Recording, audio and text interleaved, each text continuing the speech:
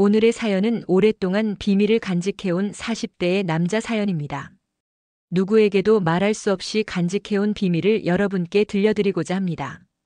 나는 47세 아내와 결혼한 지 어느덧 13년이 되었다. 겉으로 보기엔 성실한 남편이고 책임감 있는 가장, 아이들과 함께 시간을 보내는 다정한 아빠이다. 하지만 나에게 큰 비밀이 하나 있다. 평범한 가정이지만 다들 이쯤 나이가 되면 알 것이다. 섹스리스 부부가 된다는 것을. 매일 밤 불타는 나와는 달리 신혼 초부터 아내는 잠자리를 즐겨 하지 않았다. 나는 이 문제로 아내인 윤주와 밥 먹듯 다투었다. 매일 밤 하고 싶어 안달인 나와는 달리 귀찮아하며 손길조차 거부하며 밀쳤다. 이런 문제로 심하게 싸운 날에는 정말이 관계를 끝내야 하나 하는 생각까지 들곤 했다. 사건의 시작은 시간을 거슬러 5년 전으로 올라간다. 가장 큰 다툼이 있었던 어느 날 누구에게 말하지 못한 채 답답한 마음을 안고 혼자 술을 먹은 날이었다. 그러다 옆 동네에 살고 있는 조카를 만나게 되었다. 조카의 이름은 민지였다. 어릴 때부터 삼촌이라는 말이 입에 붙지 않는지 항상 나에게 오빠라고 불렀다. 민지는 친구들에게 먼저 집에 가라는 손짓을 한 후 내가 있는 술집에 들어왔다. 맞은편에 앉은 민지는 고개를 받치고 나를 쳐다보았다. 무슨 일이 있어? 물어보자 속상한 마음을 민지에게 털어놓고 싶었지만 차마 말하지 못하였다. 민지는 괜찮다며 나를 오히려 다독여주며 이야기해보라고 했다. 맥주를 먹으며 이야기를 하자 민지는 의외로 담담하게 받아들이며 해결책을 제시해 주었다. 오빠 언니랑 클리닉을 가보는 건 어때? 이렇게 지내는 것보단 상담을 받아봐. 그건 이혼 귀책 사유에도 해당이 된단 말이야. 지금까지 혼자 힘들었겠다. 나를 위로해주는 그녀의 목소리는 술 기운에 달아오른 내 가슴을 이상하게 진정시켰다. 민지를 보자 어리게만 보았던 꼬맹이가 아닌 어느새 성숙해진 여성이었다. 그 모습에 나는 마음이 두근거렸다. 기분이 이상했다. 나는 이러면 안 되는 거다. 마음을 억누르며 진정시켰다. 이야기를 나누며 한 잔, 두 잔 먹다 보니 어느덧 시간이 꽤 흘렀다. 민지도 어느덧 취기가 오르는 듯 하였다. 그때였다. 오빠가 남이었으면 좋겠어. 정말 내 이상형인데 아깝다. 민지는 말하며 나를 쳐다보았다. 그 말을 듣고 나는 두 눈이 흔들렸다. 그녀는 나를 빤히 쳐다보고 있었다. 나는 억눌러왔던 마음이 터져버렸다. 흔들리는 눈빛, 그리고 이어진 침묵. 나는 결국 그녀에게 다가가고 말았다. 그녀는 처음엔 놀란 듯 했지만 끝내 물러서지 않았다. 거부하지도 부정하지도 않았다. 그렇게 뜨거운 공기를 나누며 그날 밤 우리는 선을 넘어버렸다. 절대해서는 안 될 금지된 밤을 보내고 놀란 마음으로 눈을 떠보니 민지는 옆에 없었다. 나는 빈자리를 보며 너클 놓았다. 이건 절대로 없었던 일로 해야 한다. 미쳤던 것이다. 이건 절대로 없었던 일로 해야 한다. 하지만 이미 되돌릴 수 없다는 것을 위험한 선을 넘어버렸다는 걸 누구보다 잘 알았다. 이후 민지에게도 연락이 없었다. 나도 연락을 하기 힘들었다. 아니 하지 못했다. 차마 어떤 답이 돌아올지 몰라 무서웠다. 나는 그렇게 일상으로 돌아갔다. 나는 여전히 회사를 다니고 퇴근을 하고 집에서는 다정한 아빠와 성실한 남편으로 지냈다. 하지만 뜨거웠던 감촉들과 안으로 들어가던 느낌들이 생생하게 기억났다. 그 기억을 지우려 했지만 지우려 할수록 더 또렷하게 다가왔다. 여전히 아내는 나와의 잠자리를 거부했고 나는 밤마다 민지와의 뜨거운 밤을 회상하며 혼자 달랬다. 어느 날 아내와 아이들이 친정집으로 내려가게 되어 집을 비우게 되었다. 나는 집에 혼자서 술을 기울이다 문득 휴대폰을 들어 민지에게 연락을 해보았다. 민지는 다행히 아무 일 없다는 듯 답장이 왔다. 집에 그냥 있다는 민지의 답에 술 한잔 할까? 물어보았다.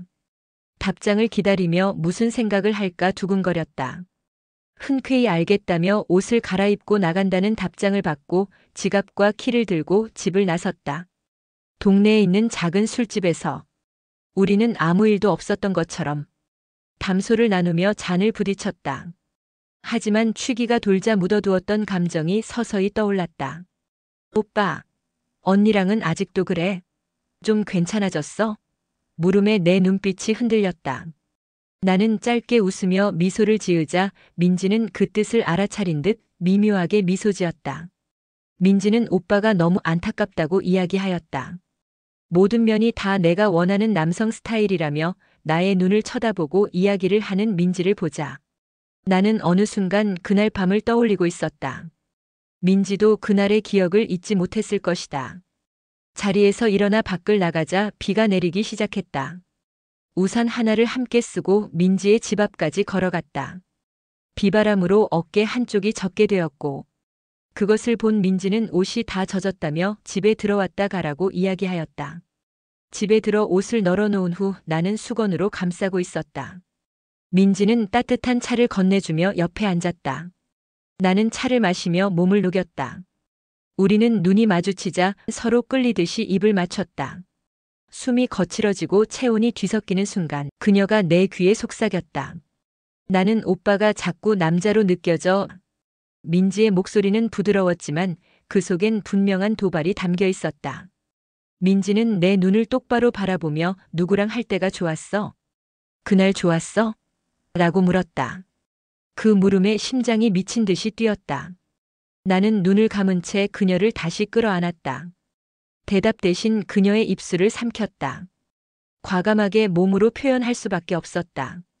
오히려 더 뜨겁게 그녀를 원한다는 증거였다. 그녀의 안에 더 거칠게 들어가자 억눌러왔던 신음소리가 났다. 우리는 서로의 관계가 얼마나 위험한지 알았다. 그러나 알수록 그 위험은 더 큰 쾌락이 되었다.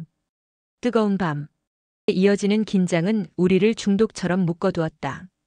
나는 그녀의 얼굴을 보고 다시 입술을 겹쳤다.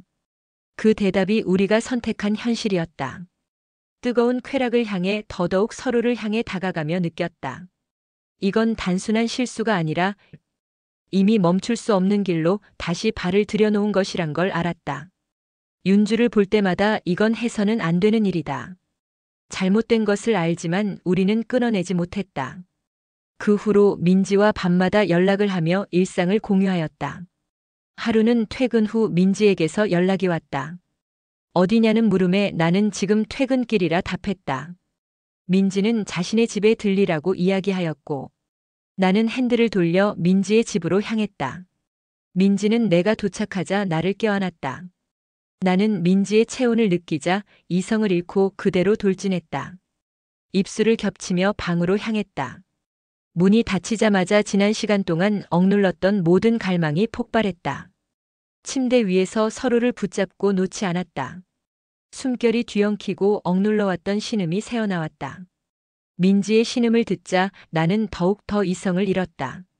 한참 뜨거운 사랑을 나누고 숨을 몰아쉬며 나란히 누워 있었다. 휴대폰의 화면에 윤주의 이름이 표시되었다. 아무래도 퇴근 시간이 지나도 오지 않아 전화를 한 것 같았다. 윤주의 이름을 보자 머리로는 모든 것이 잘못됐음을 느끼고 후회가 밀려왔지만 쾌락에 중독돼 버린 나는 참을 수가 없었다. 솟구치는 감정을 이기지 못하고 그녀를 다시 눕히고 올라탔다. 그녀는 나의 목을 감싸고 또 한 번 나를 받아들였다. 머릿속은 미칠 것 같았다. 나는 들끓어오르는 욕망을 주체하지 못했다. 어느덧 어둑해진 밤에 집을 들어가자 이미 윤주는 곤히 잠이 들어 있었다. 나는 윤주의 옆에 누우며 마음속으로 중얼거렸다. 윤주야, 미안하다. 하지만 나는 이미 이 잘못된 쾌락에 깊이 빠져버렸다. 이미 넘어버린 선은 한 번 넘기 힘들 뿐 다시 제자리로 돌아오기가 힘들었다.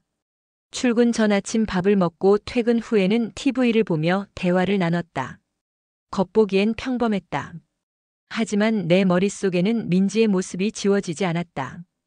그녀의 숨결, 그녀의 속삭임, 그녀의 손길. 민지도 이전처럼 조심스럽지 않았다. 연락은 더 잦아졌고 퇴근길 민지의 집으로 들리는 일이 잦아졌다. 창문 너머로 비가 내리고 흐릿한 조명이 두 사람만의 세상을 만들었다. 나는 민지와 TV를 보며 오산으로 손을 집어넣었다. 민지는 고개를 돌려 나를 쳐다보았고 나는 그대로 민지의 입을 맞추었다.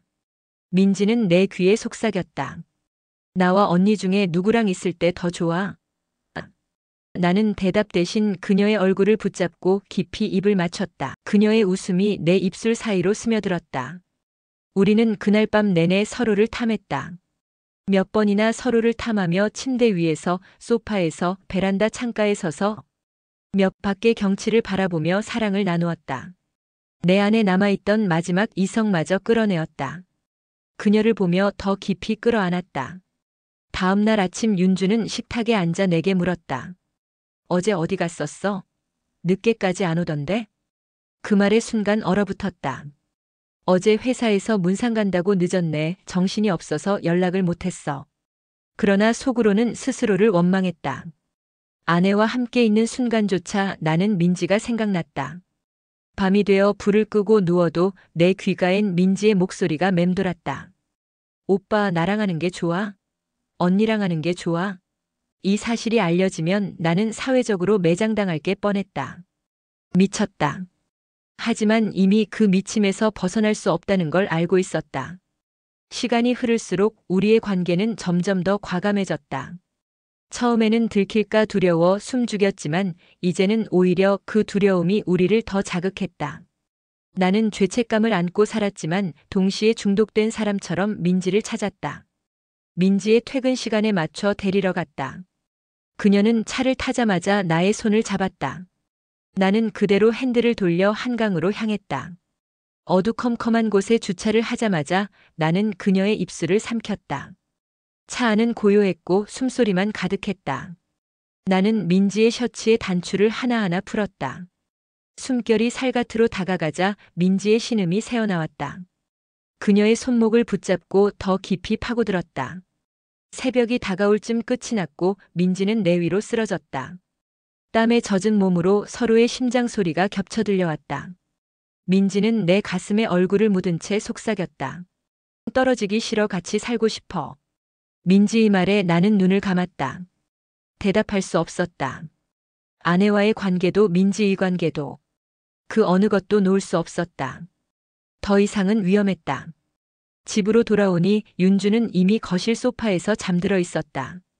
나는 발걸음을 멈추고 한참 동안 그녀를 바라보다 천천히 방으로 들어갔다. 그리고 스스로에게 물었다. 이제 정리를 해야 한다. 언제 끝을 내야 할까? 다음 날 윤주는 침대에 앉아 흔들리는 목소리로 당신 여자 생겼어? 칼날처럼 날카롭게 물었다. 나는 곧바로 고개를 저으며 그게 무슨 소리야? 여자라니 말도 안 되는 소리 하지 마. 라고 답하자 윤주는 한참 동안 대답하지 않았다. 윤주는 이불을 덮으며 낮게 중얼거렸다. 그래, 내가 괜히 예민한 거겠지. 나는 그녀가 잠든 뒤에도 쉬이 잠들지 못했다. 언제 어떤 순간에 이 모든 게 들통날지 알 수 없었다. 나는 속으로 중얼거렸다. 끝내야 한다. 더는 위험하다. 그러나 휴대폰 화면에 찍힌 민지의 메시지는 그 결심을 무너뜨리고 있었다. 오빠 어디야? 술에 취한 민지가 문자를 계속 보내고 있었다. 머리는 안 된다고 외쳤지만 나의 마음은 이미 그녀에게 달려가고 있었다. 민지가 있는 곳으로 달리던 차 안.